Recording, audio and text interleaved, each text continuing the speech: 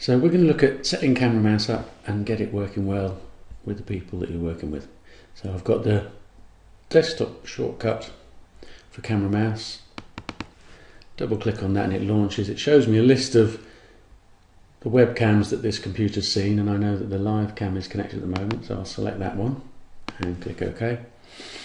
And up comes a picture of me coming from the webcam. As I move around, it moves around.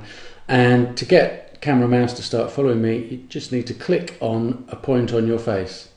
It makes sense to click on somewhere that has a really strong visual point, like the corner of your eyebrows there, so that as you move around it tracks it very closely. And after a couple of seconds of not moving the mouse, head mouse will automatically jump in and start controlling it from the camera feed. So as I'm moving my head now, the mouse is moving about. If I move the mouse, so I'm moving the mouse now, it's switched over to mouse control again, and head mouse has stopped tracking. I'm just going to change the point that it's tracking by clicking again, and if I wait for a couple of seconds, camera mouse will pick up again, and there you go, it's got it and is moving it about. So when you're choosing a point for tracking, it makes sense to choose somewhere from the centre of the face if you can, so that as the person moves their head, the tracking point doesn't disappear, because if the tracking point goes out of shot of the camera because you're turning your head, then it will lose the tracking point and you'll need to click on it again to get it working. The default settings are fairly good for a fairly small movement of my head, so I'm not having to move it a lot. But if somebody only has very small movements or makes quite big movements, then you'll want to adjust the settings. So to do that, you click on the settings button here, and up comes the window here where you can set all the controls to do with camera mouse. The really important ones, in order to make sure that people don't get too tired by having to work too hard to stay still or stretch too far to move stuff, are the horizontal and vertical gain here and smoothing. So horizontal gain and vertical gain translates how much movement your head does to how much movement the mouse does. So by default they're set to medium. If I turn the X one up now to very high, once camera mouse kicks in, I'll only need to do a very, very tiny movement to move the mouse all the way from the left to the right hand side of the screen. If I turn it down to low, when camera mouse kicks in, I'm going to need to do quite a big movement to get it to move. There's also an auto-calibrate option here for setting stuff. If you choose auto-calibrate, then a red box appears, and you should move your head as far as you're going to move it to try and move towards that red box. So you shouldn't stretch, and you shouldn't try to go too far, and it will work out what that means in terms of the calibration settings, and then it will move around the screen doing a box at the top. So now I need to move to the height that I would go to if I was moving up. A box to the side, that's how much movement I want to use, and then in a second a box to the bottom. And so once it's done that, it works out what settings it needs to set them to, and there you go, it's set them automatically.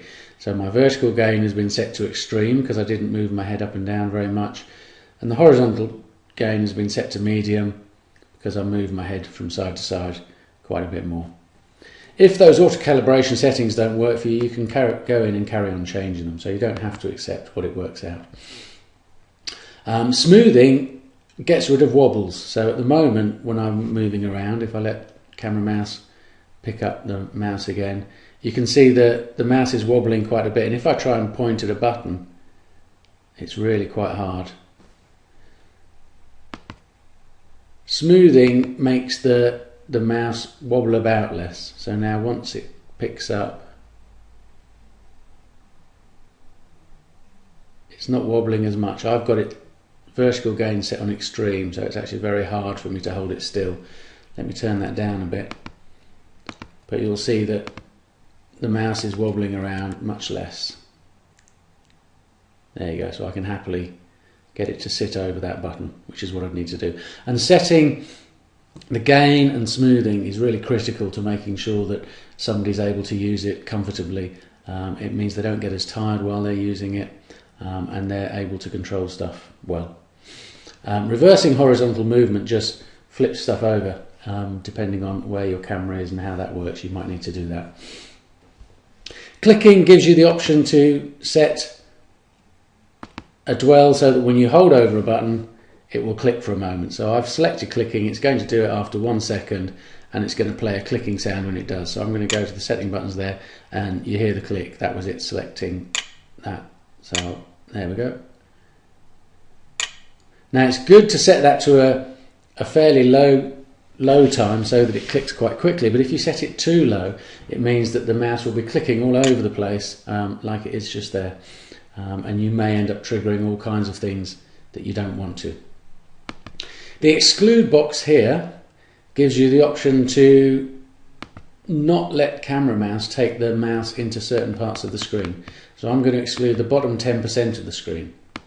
What that means now is when camera mouse picks up, I'll try and go down, and the mouse has stopped now. No matter I'm moving my head further down, it's not going any lower. So there's no way that I can get down to the control bar at the bottom to click on the start menu or to play about with the stuff in the system tray on the right hand side. So it can be really useful to stop somebody from navigating away into the depths of the system if you don't want them to be able to do that. And the default setting here, after 4 seconds of mouse not moving, then camera mouse will begin. You can also press the control key to make it start straight away, which I just did then. Press the control key again, it goes off. So you can toggle it on and off, or it automatically picks up, and you can deselect any one of those. You can also get it to play a sound so that you know that camera mouse has clicked in and taken over. Auto center on begin control means that when camera mouse starts, the mouse moves to the center of the screen. So if we leave it sitting up in the top right at the moment, once camera mouse came in, it just jumps into the center there. That can be really helpful for people if they struggle to see where the mouse is. It will always end up in the middle of the screen. Because it was set to 1 second clicking, you see it clicked all over the place then, and I didn't really want it to. So we're happy with all those settings. We're now ready to go. So I'm going to make the window smaller so that I'm not distracted as much, and then I'm going to launch Heads Up for Windows, and away we go. I'm going to choose that I'm on a head tracker. I want all these things on. I'm going to stay anonymous, and I'm going to do all the tests. So here we are.